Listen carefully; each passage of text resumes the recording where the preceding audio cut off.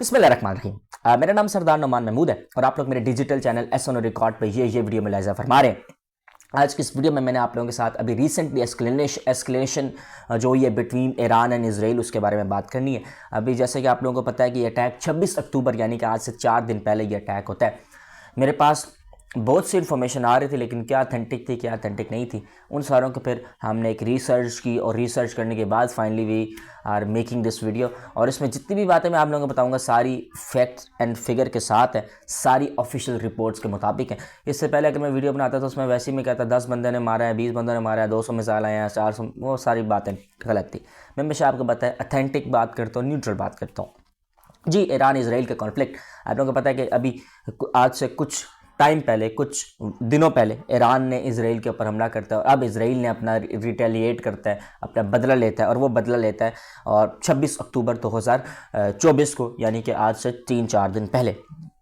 अच्छा, होता ये है कि जैसे कि आप लोगों को पता है कि जो किंगडम ऑफ सऊदी अरेबिया है और जॉर्डन है, इन दोनों ने इसराइल का जो एयर डिफेंस है, जो एयर स्पेस है, उसके ऊपर बैन लगाया हुआ है। ठीक है, अब अगर आप मैप देखें तो मैप में अगर आप देखें तो इसराइल इज़ लाइक हेयर और ईरान इज़ हेयर। ठीक है, ईरान को इसराइल के ऊपर डायरेक्ट ऑब्वियसली इतने कोई मिज़ाइल उसके पास काफ़ी अच्छे मिज़ाइल हैं, सऊदी उसको देता है, यूएसए ने मिज़ाइल्स दिए, सब ने दिए, लेकिन इतनी कोई बड़ी रेंज का मिज़ाइल नहीं है कि जो यहाँ से इन वन गो वहाँ पे हमला करे।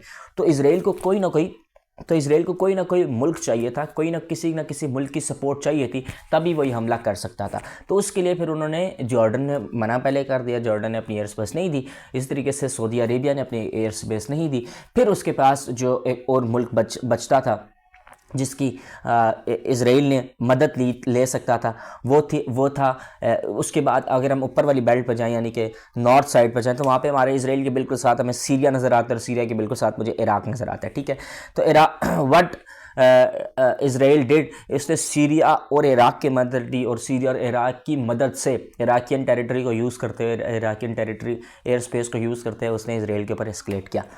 ठीक है, according to the official report उन्होंने 200 प्लस जो मिसाइल्स हैं वो जो है उन्होंने ईरान के ऊपर लॉन्च किया। और इस बार एक बड़ी डिफरेंट एक पॉलिसी देखने को मिली है। उन्होंने इस बार ईरान को जो टारगेट किया वो हमारे पास जो रिपोर्ट है उसके मुताबिक they attacked on the strategic sites, they attack on the air defence radar, they attacked on military target. For example उनका परदन मिलिट्री टारगेट, उन्होंने एक जैसे फॉर एग्जांपल वहाँ पे मिलिट्री ट्रेनिंग वगैरह दी जाती थी, उसको अटैक करते हैं। And they attacked near the capital which is the province of Ilam and Khuzestan. इन सारी जगहों को अटैक करता है इसराइल। ठीक है, तो इस बार उन्होंने न्यूक्लियर सिस्टम, उसके न्यूक्लियर ज़ाहिर है उनके ऊपर सेक्शंस थी इसराइल के ऊपर, यूएसए की तरफ से, सिक्योरिटी काउंसिल की तरफ से, तो उन्होंने इसराइल ने स्ट्रिक्टली ये बात क्लियर की है कि हम न्यूक्लियर के ऊपर अटैक नहीं किया। और एक बात उन्होंने और क्लियर की है नेतन्याहू ने कि हमारा इसके पीछे, हमारी मतलब बैक पे इसमें यूएसए का कोई हाथ नहीं है। दे क्लियर्ड इट और उसने क्लियर स्टेटमेंट दी है कि ये सारा हम अपनी जो फॉरेन पॉलिसी, अपनी मतलब जो हमारे साथ हुआ उसको हम रिटेलिएट कर रहे हैं। ठीक है, तो इसराइल जो था,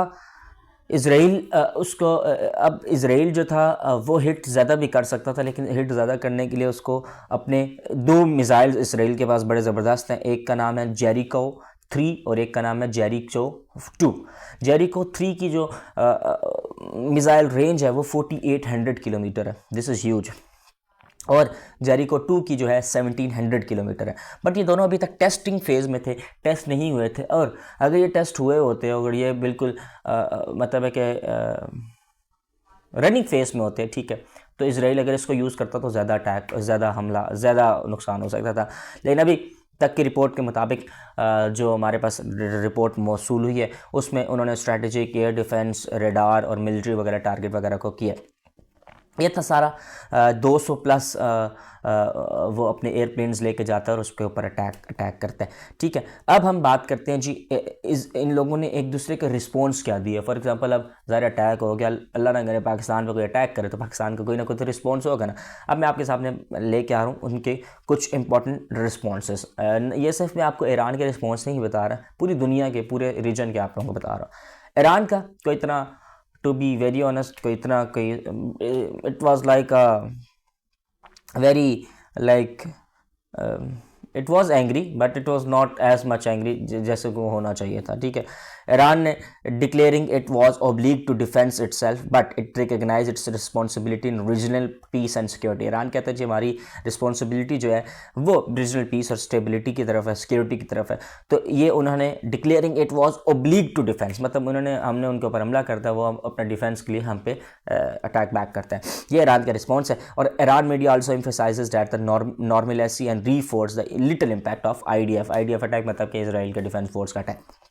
तो मतलब उनका कहना था कि बड़ा कम जो है हमारा यहाँ पे नुकसान वगैरह होता है, इसके रिपरकशन कॉजेज बड़े कम हैं। इसके बाद जी हम देखते हैं KSA एंड जॉर्डन। जैसे कि मैंने आपको बताया कि KSA यानी कि सऊदी अरेबिया और जॉर्डन ने ऑलरेडी पहले से ही इसराइल को अपनी जो एयर स्पेस है उसको तंग किया हुआ है, ठीक है, मतलब उनको बैन किया हुआ है कि वो एयर स्पेस यूज़ नहीं कर सकते, और इन्होंने बड़ा ही कंडेम किया है।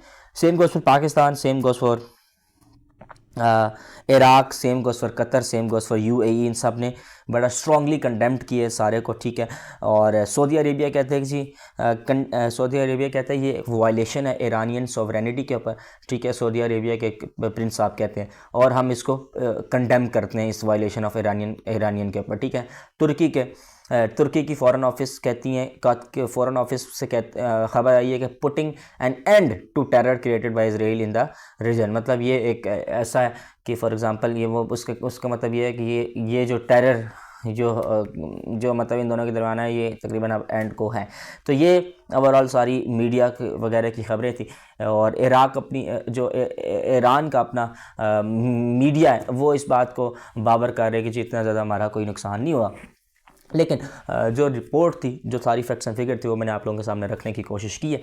ये थी सारी आज की वीडियो। इस वीडियो का देखा जाए तो शायद ऐसा नज़र आता है कि अब फ्यूचर में ईरान ऐसा कोई और नहीं उठाएगा ऐसा कोई इकदाम, क्योंकि जो इस बार उनका रिएक्शन था, ठीक है, रिस्पॉन्स था, वो भी कोई इतना ख़ास नहीं था। और उन्होंने बात क्लियर की है कि हमारा जो मेन टारगेट है वो अपनी रीजन की स्टेबिलिटी की तरफ है, रीजन की सिक्योरिटी की तरफ से। नाउ टाइम विल टेल कि आगे क्या डेवलपमेंट होती है। ईरान इसराइल का ये एक कन्फ्लिक्ट का एक नई शेप थी जो कि मैंने आप लोगों को बताने की कोशिश की है। इसके अलावा हम आपको दीगर डोमेस्टिक, नेशनल और इंटरनेशनल खबरें साथ साथ पहुँचाते रहते हैं। Thank you so much for all the reporters जिन्होंने ये सारी खबरें इकट्ठी करने में मेरी मदद की। और thank you bureau chief Adnan Khan Niazi, Tariq Aziz sahab, Arisha खटक साहिबा, आप सबका बेहद शुक्रिया फॉर कंपाइलिंग ऑल दिस। और अपना ख्याल रखिएगा, मिलते हैं अगली वीडियो में। पाकिस्तान जिंदाबाद।